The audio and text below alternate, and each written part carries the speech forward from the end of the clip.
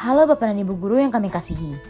Perkenalkan, kami dari kelompok 5, kelas 12 MIPA 4, ingin memberikan banyak informasi terkait praktikum penyepuhan logam. Tapi sebelum itu, kenalan dulu dong sama kami semua. Yang pertama nih, ada Angelika Ang nomor absen 3, Devni Juwana nomor absen 10, Jocelyn Priscilia Kantona nomor absen 17, Kania Pertiwi nomor absen 18, dan saya sendiri, Vincentia Selati Widianti, nomor absen 30. Nah, kan sekarang udah pada kenalan. Tanpa berlama-lama lagi, yuk kita langsung masuk ke videonya. Untuk tujuan matematika yang pertama adalah untuk siswa mampu menampilkan data dalam bentuk tabel dan atau grafik.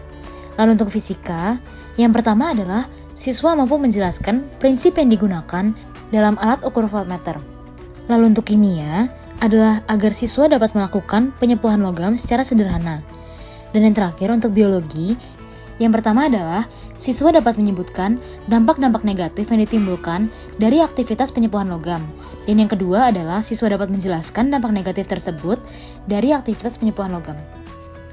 Kemudian, berikut adalah dasar teori praktikum kami. Untuk matematika, kami memberikan variasi tabel dan grafik. Teori fisika yang kami gunakan menjelaskan tentang voltmeter, mulai dari prinsip kerjanya hingga cara menghitung persamaannya yang meliputi 3 hal utama, yaitu hukum Lorentz, hukum Ohm, dan alasan voltmeter selalu dipasang paralel pada suatu rangkaian, serta cara membaca voltmeter itu sendiri. Kemudian, kami membahas hal-hal seputar elektrolisis yang berhubungan dengan penyepuhan logam untuk studi pustaka kimia, dan dampak-dampak yang dihasilkan oleh penyepuhan logam bagi lingkungan untuk studi pustaka biologi kami.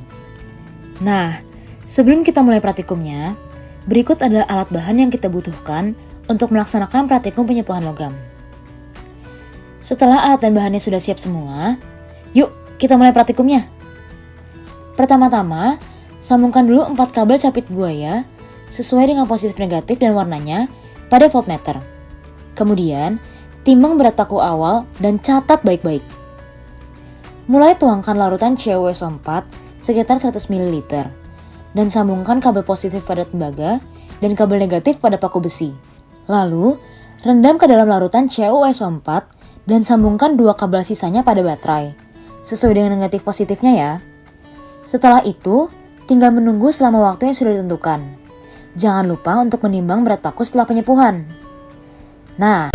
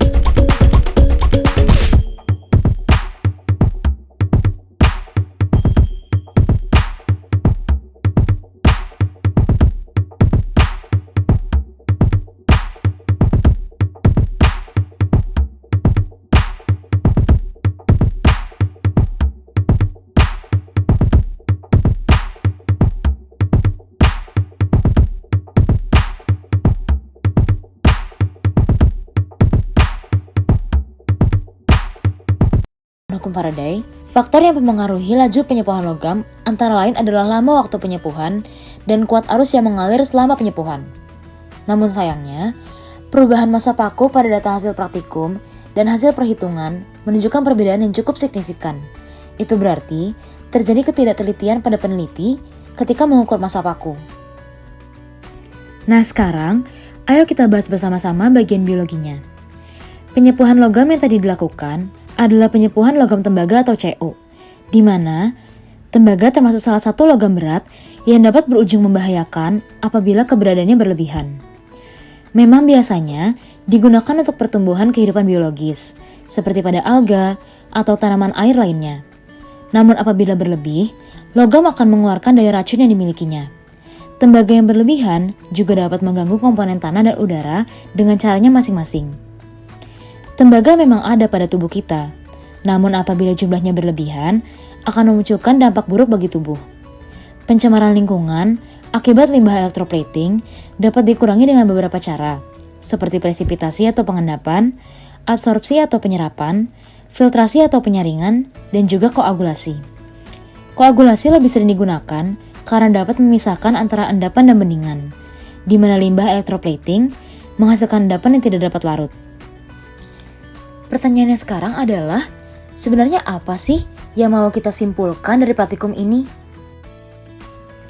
Untuk matematika, kita dapat menyimpulkan bahwa terdapat berbagai jenis logam yang dapat digunakan sebagai bahan pelapis yang dijual di pasaran dengan harga yang berbeda-beda per kilogramnya.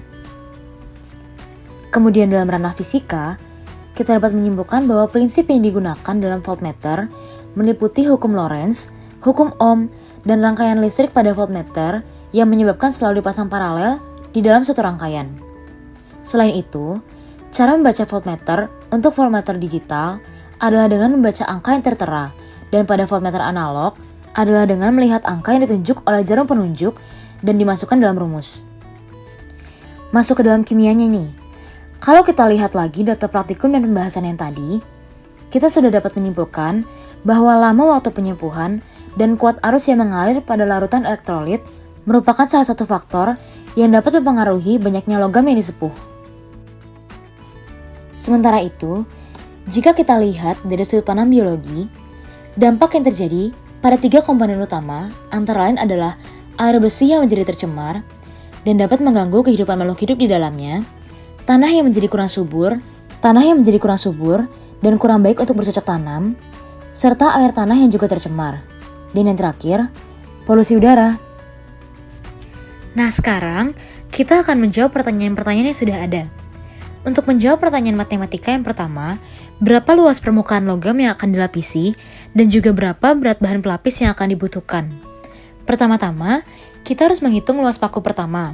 Ketika dihitung menggunakan rumus luas permukaan kerucut, luas permukaan tabung, dan juga luas lingkaran, akan didapatkan nilai sebesar 3,62 cm persegi. Sedangkan luas permukaan paku kedua akan didapatkan nilai 4,34718 cm persegi. Kemudian, untuk mengetahui berat bahan pelapis yang akan dibutuhkan, kita harus mengetahui terlebih dahulu kuat arus yang mengalir selama penyepuhan. Setelah melalui perhitungan, didapatkan kuat arus sebesar 3,09 ampere. Dan akhirnya, berat bahan pelapis yang akan dibutuhkan setelah melalui perhitungan didapatkan 2,39 gram. Jadi dapat disimpulkan bahwa untuk paku dengan berat 2,3 gram akan dibutuhkan 2,39 gram bahan pelapis. Sementara untuk menjawab pertanyaan yang kedua, berdasarkan informasi harga pelapis di pasaran, biaya yang akan dibutuhkan untuk melapisi logam menggunakan logam tembaga adalah sekitar Rp45.000 sampai Rp82.000. Sementara dengan menggunakan emas akan membutuhkan Rp829.345 dan 60 sen per gramnya. Sementara jika menggunakan perak akan membutuhkan biaya sebesar Rp12.441 dan 61 sen per gramnya. Pada bagian fisika, voltmeter pada dasarnya dibagi menjadi 2, yaitu digital dan juga analog.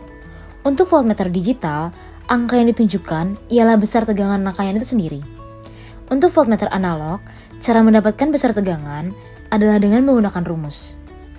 Sedangkan, untuk prinsip yang dipakai dalam voltmeter tipe PMMC adalah gaya Lorentz yang dihasilkan oleh arus listrik dan pengaruhnya dengan magnet permanen yang ada. Cara kerja voltmeter juga didasarkan pada prinsip hukum Ohm yang mengatakan bahwa tegangan yang melintasi suatu hambatan akan berbanding lurus dengan arus yang melewatinya.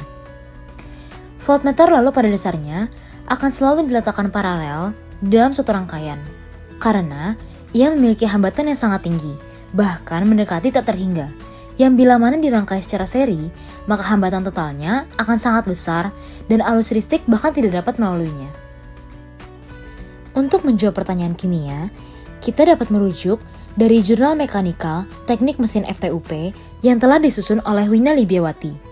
Dalam jurnal tersebut, diketahui bahwa penyepuhan logam atau electroplating merupakan salah satu cara mencegah terjadinya korosi pada logam, yakni dengan melapisi logam yang mudah berkarat dengan logam yang tidak mudah berkarat. Salah satu contohnya yang sering dilakukan oleh manusia adalah melapisi baja atau besi dengan seng yang memiliki sifat tidak mudah berkarat.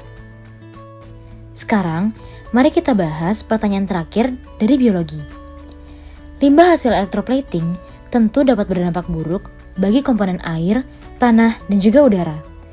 Limbah dapat membuat air tercemar dan makhluk hidup di dalamnya dapat terganggu kehidupannya. Selain mengganggu perairan, limbah ini juga dapat mengganggu komponen tanah dengan membuat tanah lapisan atas rusak, dan air tanah juga dapat tercemar dari bahan-bahan kimia itu sendiri. Terakhir adalah komponen udara, yang dapat tercemar melalui asap pabrik itu sendiri atau dari menguapnya air yang sudah tercemar itu sendiri. Hal ini menyebabkan udara yang biasa kita hirup dapat mengalami polusi. Nah, kita sudah sampai nih di penghujung pembahasan. Bagaimana? Sudah mengerti belum hal-hal terkait penyepuhan logam? Meskipun memiliki banyak manfaat, seperti mencegah korosi dan menambah kesan menarik pada barang, namun jika limbahnya dibuang sembarangan, tetap dapat menimbulkan dampak negatif loh. Jadi, kita harus bijak-bijak nih dalam mengelola limbahnya. Sekian pembahasan dari kelompok kami. Permohonan maaf kami haturkan sebesar-besarnya bila ada salah-salah kata. Semoga video pembahasan ini dapat bermanfaat bagi kita semua. Terima kasih dan sampai jumpa di lain kesempatan. Tetap jaga kesehatan ya.